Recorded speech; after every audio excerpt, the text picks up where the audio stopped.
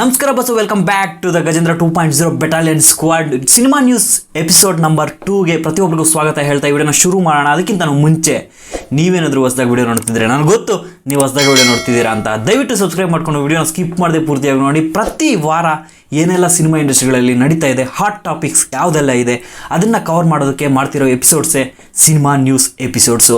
ದಯವಿಟ್ಟು ಒಬ್ಬ ಕನ್ನಡದ ಹುಡುಗನನ್ನು ಪ್ರೋತ್ಸಾಹಿಸೋದಕ್ಕೆ ಪ್ರಯತ್ನ ಪಡಿ. ಜಸ್ಟ್ ಒಂದೇ ಒಂದು ಲೈಕ್ ಆ್ಯಂಡ್ ಸಬ್ಸ್ಕ್ರೈಬ್ ಮಾಡಿಕೊಂಡು ವಿಡಿಯೋನ ಸ್ಕಿಪ್ ಮಾಡದೆ ಪೂರ್ತಿಯಾಗಿ ನೋಡಿ ಅಂತ ಹೇಳ್ತಾ ಶುರು ಹಚ್ಕೊಳ್ಳೋಣ.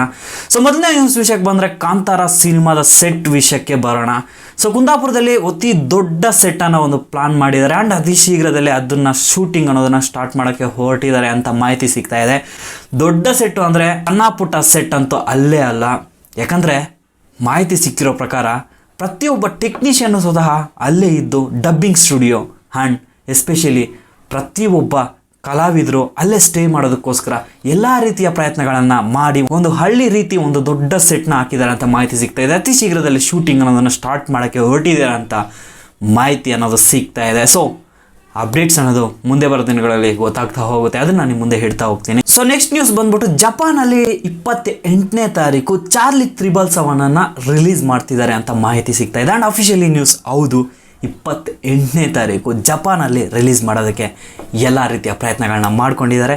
ಜೂನ್ 28ನೇ ತಾರೀಕು ಮೂವಿ ಅನ್ನೋದು ಜಪಾನಲ್ಲಿ ರಿಲೀಸ್ ಮಾಡ್ತಿದ್ದಾರೆ. ನನಗಂತೂ ತುಂಬಾ ಖುಷಿ ಆಯಿತು. ಯಾಕಂದರೆ ನನ್ನ ಕನ್ನಡದ ಸಿನಿಮಾ ವರ್ಲ್ಡ್ ವೈಡಲ್ಲಿ ರಿಲೀಸ್ ಆಗಬೇಕು ಅಂತ ಪ್ರತಿಯೊಬ್ಬರಿಗೂ ಆಸೆ ಇದ್ದೇ ಇರುತ್ತೆ.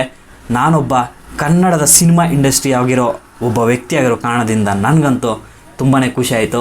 ಸೊ ಇದೇ ರೀತಿ ಮುಂದೆ ಬರೋ ದಿನಗಳಲ್ಲಿ ಪ್ರತಿಯೊಂದು ಸಿನಿಮಾನು ಎಲ್ಲ ವರ್ಲ್ಡ್ ವೈಡಲ್ಲಿ ರಿಲೀಸ್ ಆಗಬೇಕು ಅಂತ ಮನಸ್ಫೂರ್ತಿಯಾಗಿ ಕೋಡ್ಕೊಳ್ತಾ ಜಪಾನಲ್ಲಿ ಯಾರಾದರೂ ಇದ್ದರೆ ಮೂವಿನ ನೋಡಿ ಎಂಜಾಯ್ ಮಾಡಿ. ಸೊ ನೆಕ್ಸ್ಟ್ ಮೂವಿ ವಿಷಯಕ್ಕೆ ಬಂದರೆ ಅಪ್ಪು ಸರ್ ಅವರ ಜಾಕಿ ಸಿನಿಮಾ ಅವರ ಬರ್ತ್ಡೇ ದಿನಕ್ಕೆ ಮೂವಿ ಅನ್ನೋದು ರಿಲೀಸ್ ಮಾಡಿದರು. ಅತಿ ದೊಡ್ಡ ಓಪನಿಂಗ್ ಅನ್ನೋದನ್ನು ಪಡ್ಕೊಂಡಿತ್ತು. ಸುಮಾರು ಜನ ಅಂದ್ಕೊಂಡಿದ್ದಾರೆ ನಮ್ಮ ಬಾಸ್ ಬಂದ್ಬಿಟ್ಟು ನಮ್ಮನ್ನು ಬಿಟ್ಟು ಹೋಗೇ ಇಲ್ಲ, ಅವರ ಸಿನಿಮಾ ಮೂಲಕ ಮತ್ತೆ ನಮ್ಮ ಮುಂದೆ ಬಂದಿದ್ದಾರೆ. ಪ್ರತಿಯೊಬ್ಬರೂ ಥಿಯೇಟರ್ಗೆ ಹೋಗಿ ಮೂವಿನ ನೋಡಿ ಖುಷಿ ಪಟ್ಟರು. ಸೊ ಅದೇ ರೀತಿ ಈಗ ಬಂದಿರೋ ಮಾಹಿತಿ ಪ್ರಕಾರ ಮತ್ತೊಂದು ಮೂವಿ ರಿಲೀಸ್ ಮಾಡ್ತಿದ್ದಾರೆ. ಕಾರಣ ಏನು ಅಂದರೆ ಈಗ ಯಾವುದೇ ಒಂದು ದೊಡ್ಡ ಸಿನಿಮಾ ಅನ್ನೋದು ರಿಲೀಸೇ ಮಾಡಿಲ್ಲ. ಕಾರಣ IPL ಮತ್ತು ಎಲೆಕ್ಷನ್ಸ್ ಕಾರಣಗಳಿಂದ ಯಾವುದೇ ಒಂದು KFI ಇಂಡಸ್ಟ್ರಿಯಿಂದ ದೊಡ್ಡ ಸಿನಿಮಾಗಳು ಬಂದೇ ಇಲ್ಲ. ಸೊ ಈ ಟೈಮಲ್ಲಿ ಇನ್ನೊಂದು ಮೂವಿನ ರಿಲೀಸ್ ಮಾಡೋಕ್ಕೆ ಹೊರಟಿದ್ದಾರೆ. ಯಾವ ಮೂವಿ ಅಂದರೆ ಮೇ 10ನೇ ತಾರೀಕು ಅಂಜನಿ ಪುತ್ರ ಮೂವಿ ರಿಲೀಸ್ ಮಾಡ್ತಿದ್ದಾರೆ. ನನಗಂತೂ ತುಂಬಾ ಖುಷಿ ಆಯಿತು. ಇದೇ ರೀತಿ ಪ್ರತಿ ಸಲನೂ ಅಪ್ಪು ಸರ್ ಅವರ ಮೂವೀಸ್ನ ಆಗ್ತಾಯಿದ್ರೆ ತುಂಬಾ ಖುಷಿ ಪಡ್ತಾರೆ ಅಭಿಮಾನಿಗಳು. ಸೊ ಇದಂತೂ ಖುಷಿ ಸುದ್ದಿ ಅಂತ ಹೇಳ್ಬೋದು. ಮೇ 10ನೇ ತಾರೀಕು ಯಾರೆಲ್ಲ ಥಿಯೇಟರ್ಗೆ ಹೋಗಿ ನೋಡ್ತೀರಾ ಅನ್ನೋದನ್ನು ಕಮೆಂಟ್ ಬಾಕ್ಸಲ್ಲಿ ಬರೀರಿ. ಆ್ಯಂಡ್ ಇನ್ನೊಂದು ಸ್ಯಾಡ್ ನ್ಯೂಸ್ ಸಹ ಇದೆ. ಸೊ ಅಪ್ಪು ಸರ್ ಅವರು 2021ನಲ್ಲಿ ನಮ್ಮನ್ನು ಬಿಟ್ಟು ಹೋದರು, ನಿಮಗೆಲ್ಲ ಗೊತ್ತೇ ಇದೆ. ಸೊ ಕೊರೋನಾ ಟೈಮಲ್ಲಿ ವ್ಯಾಕ್ಸಿನೇಷನ್ ಅನ್ನೋದನ್ನು ಹಾಕ್ಕೊಂಡಿದ್ರು, ಅದು ಸಹ ನಿಮಗೆಲ್ಲ ಗೊತ್ತೇ ಇದೆ. ಅವರು ಒಂದು ಟ್ವೀಟ್ನ ಮಾಡಿದರು, 45 ಏಜ್ ಇರೋರು 45 ಮೇಲೆ ಇರೋರು ಕೋವಿಡ್ ವ್ಯಾಕ್ಸಿನೇಷನ್ ಏನಿದೆ ಅದನ್ನು ಹಾಕ್ಸ್ಕೊಳ್ಳಿ ಅಂತ ಅವರು ಹಾಕ್ಸ್ಕೊಂಡು ಅವ್ರ ಫೋಟೋವೊಂದನ್ನು ಕ್ಲಿಕ್ ಮಾಡಿ ಟ್ವಿಟರಲ್ಲಿ ಹಾಕಿ ಟ್ವೀಟ್ ಅನ್ನೋದನ್ನು ಮಾಡಿದರು. ಸೊ ಈಗ ಮಾಹಿತಿ ಸಿಕ್ಕಿದೆ, ನಿಮಗೆಲ್ಲ ಗೊತ್ತೂ ಇದೆ. ಕೋವಿಶೀಲ್ಡ್ ಏನಿದೆ ಆ ವ್ಯಾಕ್ಸಿನ್ನ ಕಂಡುಹಿಡಿದಿರೋರು ಕಂಪ್ನಿ ಅವರು ಬಂದ್ಬಿಟ್ಟು ಇದರಿಂದ ಸೈಡ್ ಎಫೆಕ್ಟ್ಸ್ ಇದೆ ಅಂತ ಅವರು ಒಪ್ಕೊಂಡಿರೋ ಕಾರಣದಿಂದ ಸುಮಾರು ಜನ ಬಂದ್ಬಿಟ್ಟು ಆ ಟ್ವೀಟ್ಗೆ ರೀಟ್ವೀಟ್ ಮಾಡಿ ನಮ್ಮ ಬಾಸು ಇದೇ ಕಾರಣದಿಂದ ನಮ್ಮನ್ನು ಬಿಟ್ಟು ಹೋದ್ರೇನೋ ಅಂತ ತುಂಬಾ ಟ್ರೆಂಡ್ ಮಾಡ್ತಿದ್ದಾರೆ ಟ್ವಿಟರಲ್ಲಿ. ಸೊ ಇದೇ ಕಾರಣ ಅಂತ ಹೇಳೋದಕ್ಕೆ ನಮಗಂತೂ ಗೊತ್ತಿಲ್ಲ, ಬಟ್ ಇದೇ ರೀಸನ್ನಿಂದ ಸುಮಾರು ಜನ ಟ್ರೆಂಡ್ ಅನ್ನೋದನ್ನು ಮಾಡ್ತಾ ಇದ್ದಾರೆ. ನನಗಂತೂ ಇದನ್ನು ನೋಡಿ ತುಂಬಾ ಕಷ್ಟ ಆಯಿತು. ಸೊ ನೀವು ಸಹ ಜಾಸ್ತಿ ಪ್ಯಾನಿಕ್ ಆಗೋಕ್ಕೆ ಹೋಗಬೇಡಿ. ಇನ್ ಕೇಸ್ ಏನಾದರೂ ನಿಮಗೆ ಚೆಸ್ಟ್ ಪೇಯ್ನ್ ಅಥವಾ ತಲೆನೋವು ಜಾಸ್ತಿ ಏನಾದರೂ ಇದ್ದರೆ ಅಥವಾ ಬಾಡಿಯಲ್ಲಿ ಏನಾದರೂ ಕಂಪ್ಲೀಟಾಗಿ ಏನಾದರೂ ಬದಲಾವಣೆಗಳು ಆದರೆ ಇಮಿಡಿಯೇಟಾಗಿ ಹೋಗಿ ಹಾಸ್ಪಿಟಲಲ್ಲಿ ತೋರಿಸ್ಕೊಳ್ಳಿ ಅಂತ ಹೇಳ್ತಾ ನೆಕ್ಸ್ಟ್ ನ್ಯೂಸ್ಗೆ ಹೋಗೋಣ.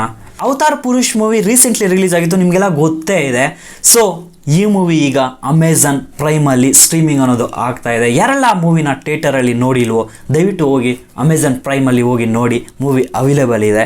ಆ್ಯಂಡ್ ನೆಕ್ಸ್ಟ್ ನ್ಯೂಸಿಗೆ ಬಂದರೆ ರಾಮಾಯಣ ಸಿನಿಮಾ ಬಾಲಿವುಡಲ್ಲಿ ಮಾಡ್ತಿದ್ದಾರೆ ಅಂತ ನಿಮಗೆಲ್ಲ ಗೊತ್ತೇ ಇದೆ. ಅದರಲ್ಲಿ ಒಂದು 4 ರಿಂದ 5 ಫೋಟೋಸು ಸಾಯಿ ಪಲ್ಲವಿ ಅವ್ರದ್ದು ಮತ್ತು ರಾಮನಾಗಿ ಮಾಡ್ತಿರೋ ರಣಬೀರ್ ಕಪೂರ್ ಅವರ ಫೋಟೋಸ್ ಅನ್ನೋದು ಲೀಕ್ ಆಗಿತ್ತು ಸೆಟ್ಟಿಂದ. ಸೊ ಲಾಸ್ಟ್ ವಿಡಿಯೋದಲ್ಲಿ ನಿಮಗೆ ತೋರಿಸಿದೆ ಯಾವ್ಯಾವ ಫೋಟೋಸು ಅನ್ನೋದನ್ನು ನಿಮಗೆ ತೋರಿಸಿದ್ದೆ. ಸೊ ಈಗ ನಾರ್ತ್ ಸೈಡ್ ಇರೋ ಪ್ರತಿಯೊಬ್ಬರೂ ಇದನ್ನು ಟ್ರೆಂಡ್ ಮಾಡ್ತಿದ್ದಾರೆ, ಹೇಟ್ ಸ್ಪ್ರೆಡ್ ಮಾಡ್ತಿದ್ದಾರೆ ಅವರಿಗೆ. ಸಾಯಿ ಪಲ್ಲವಿ ಅವರು ಈ ಮೂವಿಯಲ್ಲಿ ಸೀತೆ ಕ್ಯಾರೆಕ್ಟರ್ನ ಏನಾದರೂ ಮಾಡಿದ್ರೆ ಖಂಡಿತವಾಗ್ಲೂ ನಾವು ಸಿನಿಮಾನ ನೋಡಲ್ಲ ಅಂತ ತುಂಬಾ ಹೇಟ್ ಸ್ಪ್ರೆಡ್ ಮಾಡ್ತಿದ್ದಾರೆ. ಕಾರಣ ಏನು ಅಂತ ಅವರು ಹೇಳ್ತಾ ಇಲ್ಲ, ಆದರೆ ಮಾಡಬಾರ್ದು ಅಂತ ಸುಮಾರು ಜನ ಹೇಟ್ ಸ್ಪ್ರೆಡ್ ಮಾಡ್ತಿದ್ದಾರೆ. ಇನ್ ಕೇಸ್ ಏನಾದರೂ ಮೂವಿ ತಂಡದಿಂದ ಇದನ್ನು ಮೈಂಡಲ್ಲಿ ಇಟ್ಕೊಂಡು ಚೇಂಜಸ್ ಮಾಡ್ತಾರಾ ಅಥವಾ ಸಾಯಿ ಪಲ್ಲವಿ ಅವರೇ ಈ ರೋಲ್ನ ಮಾಡ್ತಾರಾ ಅನ್ನೋದನ್ನ ಮುಂದೆ ಬರೋ ದಿನಗಳಲ್ಲಿ ಗೊತ್ತಾಗುತ್ತೆ. ಸೊ ಅದನ್ನು ನಿಮ್ಮ ಮುಂದೆ ಹೇಳ್ತಾ ಹೋಗ್ತೀನಿ. ನೆಕ್ಸ್ಟ್ ನ್ಯೂಸ್ ವಿಷಯಕ್ಕೆ ಬಂದರೆ RC ಸ್ಟುಡಿಯೋಸಿಂದ 6 ಸಿನಿಮಾಗಳು ಅನೌನ್ಸ್ ಆಗಿರೋದು ನಿಮಗೆಲ್ಲ ಗೊತ್ತೇ ಇದೆ. ಅದರಲ್ಲಿ ಫಾದರ್ ಮೂವಿ ಏನಿದೆ ಅದನ್ನು ಡಾರ್ಲಿಂಗ್ ಕೃಷ್ಣ ಅವರು ಮತ್ತು ಪ್ರಕಾಶ್ ರಾಜ್ ಅವರು ಈ ಮೂವಿನ ಟೇಕ್ ಆಫ್ ಮಾಡ್ತಿದ್ದಾರೆ. ಆ್ಯಂಡ್ ರೀಸೆಂಟ್ಲಿ ಒಂದು 2 to 3 days ಬ್ಯಾಕೆ ಈ ಮೂವಿಗೆ ಮುಹೂರ್ತ ಅನ್ನೋದು ನಡೆದಿದೆ. ಸೊ ತುಂಬಾ ಖುಷಿ ಆಯಿತು, ಯಾಕಂದರೆ ಕಬ್ಜಾ ಮೂವಿ ಒಂದು ಅತಿ ದೊಡ್ಡ ಮೂವಿನ ಫ್ಲಾಪ್ ಆಗಿದೆ ಅಂತ ಜನರು ಅವ್ರನ್ನ ಪ್ರಶ್ನೆ ಮಾಡ್ತಿರುವಾಗ ಒಂದು ಹೊಸ ಸಂಸ್ಥೆಯನ್ನು ನಿರ್ಮಾಣ ಮಾಡಿ 5 ರಿಂದ 6 ಸಿನಿಮಾಗಳನ್ನ ಅವರು ಲಾಂಚ್ ಮಾಡ್ತಿದ್ದಾರೆ ಅಂದರೆ ಯಾರಿಗೆಲ್ಲ ಖುಷಿ ಆಗದೇ ಇರುತ್ತೆ ಹೇಳಿ? ಖುಷಿ ಆಗೇ ಆಗುತ್ತೆ. ಸೊ ಮುಂದೆ ಬರೋ ದಿನಗಳಲ್ಲಿ RC ಸ್ಟುಡಿಯೋಸ್ ಅಂದರೆ R ಚಂದ್ರು ಅವರಿಗೆ ಮತ್ತು ಆ ತಂಡಕ್ಕೆ ತುಂಬಾ ಒಳ್ಳೇದು ಮಾಡಲಿ ಭಗವಂತ ಅನ್ನೋದನ್ನು ಹೇಳ್ತಾ ಈ ವಿಡಿಯೋನ ಮುಗಿಸೋಣ. ಸೊ ಇಷ್ಟಾಗಿತ್ತು ಈ 3 to 4 ಡೇಸಲ್ಲಿ ಏನೆಲ್ಲ ನಡೆಯಿತು ಅನ್ನೋದನ್ನು ನಿಮ್ಮ ಮುಂದೆ ಹೇಳೋದಕ್ಕೆ ಪ್ರಯತ್ನ ಪಟ್ಟಿದ್ದೀನಿ. ಸೊ ಇನ್ ಕೇಸ್ ಏನಾದರೂ ಈ ನ್ಯೂಸ್ ಅಪ್ಡೇಟ್ಸ್ ನಿಮಗೇನಾದರೂ ಇಷ್ಟ ಆಗಿದ್ರೆ ದಯವಿಟ್ಟು ಒಂದೇ ಒಂದು ಲೈಕ್ ಆ್ಯಂಡ್ ಸಬ್ಸ್ಕ್ರೈಬ್ ಮಾಡ್ಕೊಂಡು ನಿಮ್ಮ ಸ್ನೇಹಿತರಿಗೆ ಶೇರ್ ಮಾಡಿದ್ರೆ ನನಗೆ ನೆಕ್ಸ್ಟ್ ವಿಡಿಯೋ ಮಾಡೋದಕ್ಕೆ ತುಂಬಾ ಬೂಸ್ಟ್ ಸಿಗುತ್ತೆ ಅಂತಲೇ ಹೇಳ್ತೀನಿ. ಸೊ ಮಾಡ್ತೀರಾ ಅನ್ನೋದು ನನ್ನ ಮನಸ್ಸಲ್ಲಿದೆ, ಮಾಡಿ ಸ್ವಲ್ಪ ಬೆಳೆಸಿದ್ರೆ ನನಗೂ ಸ್ವಲ್ಪ ಖುಷಿಯಾಗುತ್ತೆ. Love you all. ನೆಕ್ಸ್ಟ್ ವಿಡಿಯೋದಲ್ಲಿ ಸಿಗ್ತೀರಿ. ಅಪ್ಪ ಅಮ್ಮನ ಚೆನ್ನಾಗಿ ನೋಡ್ಕೊಳ್ಳಿ.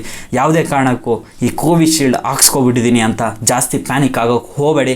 ಸೊ ನೋಡೋಣ ಮುಂದೆ ಬರೋ ದಿನಗಳಲ್ಲಿ ಏನಾದರೂ ಇದಕ್ಕೆ ಬೇರೆ ರೀತಿಯ ಒಂದು ಮೆಡಿಸನ್ ಏನಾದರೂ ತಯಾರು ಮಾಡ್ತಾರಾ ಅಥವಾ ಇದೇ ರೀತಿ ಎಲ್ಲರನ್ನೂ ಸಾಯಿಸ್ತಾರಾ ಅನ್ನೋದನ್ನು ನೋಡೋಣ. ಸೊ ಜಾಸ್ತಿ ಪ್ಯಾನಿಕ್ ಆಗೋಕ್ಕೆ ಹೋಗಬೇಡಿ, ಖುಷಿಯಾಗಿರಿ, ಅಪ್ಪ ಅಮ್ಮನ ಚೆನ್ನಾಗಿ ನೋಡ್ಕೊಳ್ಳಿ. ಬದುಕೋದು 4 ರಿಂದ 5 ದಿನ, ನಾವು ಆ 5 ರಿಂದ 4 ದಿನನ ಖುಷಿಯಾಗಿರೋಣ. ಯಾವುದೋ ಕೋವಿಶೀಲ್ಡ್ ಹಾಕ್ಸ್ಕೊಬಿಟ್ಟಿದ್ದೀವಿ ಸತ್ತೋಗ್ತೀವಿ ಅಂತ ಮೈಂಡಲ್ಲೇ ಇಟ್ಕೊಂಡು ಇದೋಗ್ಬೇಡಿ. Love you all. ನೆಕ್ಸ್ಟ್ ವಿಡಿಯೋದಲ್ಲಿ ಸಿಗ್ತೀನಿ.